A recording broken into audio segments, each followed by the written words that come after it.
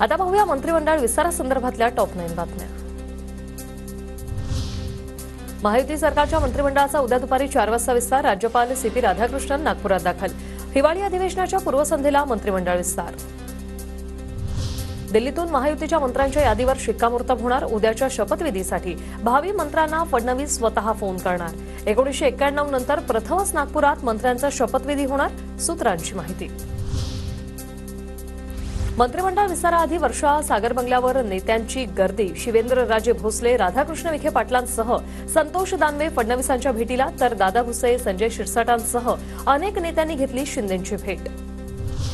काही नेत्यांना मंत्रिमंडळाऐवजी पक्ष संघटनेत जबाबदारी मिळणार। गिरीश महाजन, रवींद्र चव्हाण, संजय राठोडांसह तानाजी सावंत, केसरकरांना पक्ष संघटनेची जबाबदारी जाणार, सूत्रांची माहिती।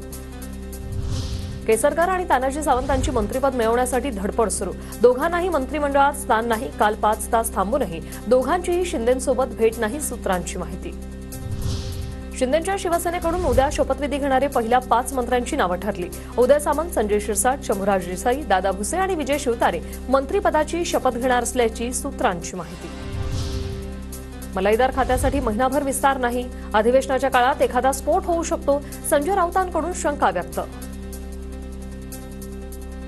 एक महिना फक्त मंत्रिपदी कोण आणि मला कोणतं खातं मिळत आहे, गृह की अर्थ की महसूल, स्वतःला मलईदार खाती पाहिजे। ह्याच अधिवेशन काळामध्ये एखादा स्फोट होऊ शकतो असं तुम्हाला मी खात्रीनं सांगतो।